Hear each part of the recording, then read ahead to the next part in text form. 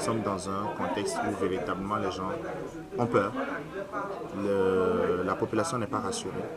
Il y a beaucoup de choses qui font que chacun craint à tout moment un basculement, une crise. Mais au fond, cela n'est qu'un symptôme d'un mal un peu plus profond. C'est que le Togolais a vraiment besoin d'être rassuré, qu'il vit dans un pays où les institutions sont fortes, sont stables et que quoi qu'il arrive, le pays continue au-delà des hommes. Je crois que c'est important que l'État arrive à asseoir cette vision des choses au sein de la population et que nous puissions donc vaquer librement à nos occupations et travailler véritablement au développement de notre pays.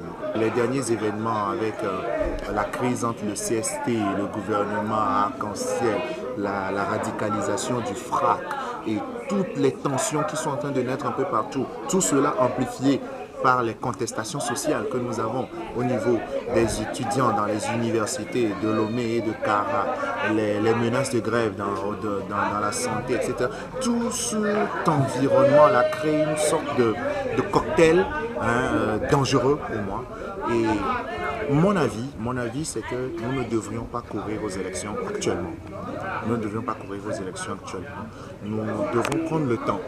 Nous devons prendre le temps véritablement d'analyser les choses, de nous remettre ensemble, de nous mettre d'accord sur un minimum avant d'organiser ces élections, afin que les gens puissent accepter les résultats qui sortiront de ces élections. Les locales, c'est très important, les législatives, c'est très important.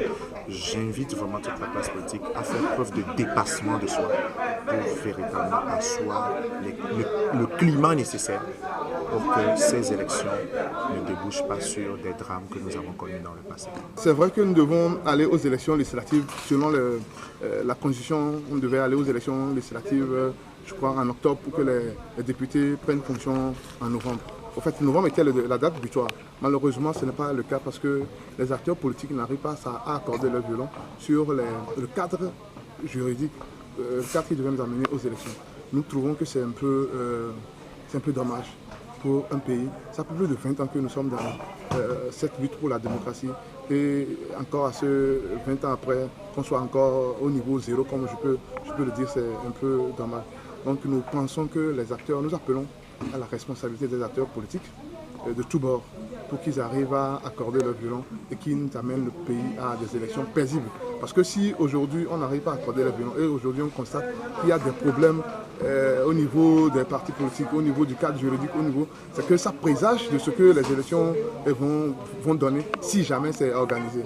Donc il va falloir que chacun mette de l'eau dans son vin, il va falloir que chacun passe ses responsabilités parce que l'histoire est là pour rappeler, pour situer les responsabilités, pour que chacun joue sa partition clairement, pour que nous puissions avoir des élections paisibles. L'opposition réclame des réformes. Le gouvernement dit que la priorité maintenant c'est les élections.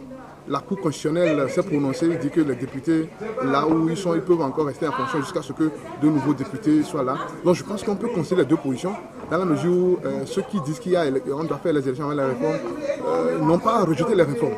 Ils disent qu'il doit y avoir des réformes seulement, que les réformes ne peuvent avoir lieu qu'après les élections. Maintenant que la Cour constitutionnelle a donné son avis, je pense qu'on peut considérer les choses et voir dans quelle mesure entamer les réformes pour apaiser les trucs là, les uns, et aller aux élections dans des conditions plus ou moins acceptables, plus ou moins normales. Que la population,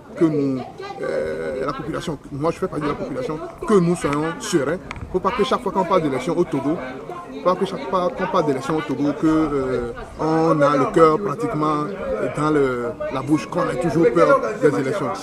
Nous pensons que ce n'est pas une bonne chose pour le Togo. Ce sont plusieurs élections qu'on a organisées au Togo, mais chaque fois qu'on parle d'élections, la population est dans une peur, la population a tellement peur, d'autres cherchent des logements, des abris ailleurs, en dehors du pays. Je pense qu'on doit sortir de ce genre de situation. J'ai toujours, dans nos activités de sensibilisation, il y a une image que j'ai toujours gardée. C'était, je crois, en 97. En 1997, il y avait des élections présidentielles en France et il y avait des élections présidentielles au Congo, Brazzaville, je crois. Quand on a montré sur TV7 les images le jour du vote en France, on a montré des gens qui votaient paisiblement, comme si de rien n'était. Juste après l'élément là, c'est l'élément du Congo qui est arrivé, où on voit les chars et les trucs là circuler dans la ville. Donc il y a contraste. Quand on parle d'élection, ce n'est pas la guerre. Quand on parle d'élection, c'est pour choisir quelqu'un qui va diriger le pays. Je pense que nous devons travailler pour que les gens votent quand il y a élection, qu'il n'y a pas cette peur, quand il y a élection, que les gens se sentent tellement libres, parce que c'est une seule journée, l'affaire des élections. Voilà ce que je peux dire pour la situation. La situation n'est pas très rose actuellement, mais il va falloir que chacun joue son rôle. Dans la mesure où les partis politiques ne peuvent pas jouer, les leaders politiques ne peuvent pas jouer leur rôle, il va falloir que la population, au nom de laquelle ils parlent, il faut que la population prenne ses responsabilités et leur dise clairement où se trouvent ses intérêts, où se trouve son intérêt, ce qu'elle veut qu'on fasse de son avenir. La population doit décider pour le faire.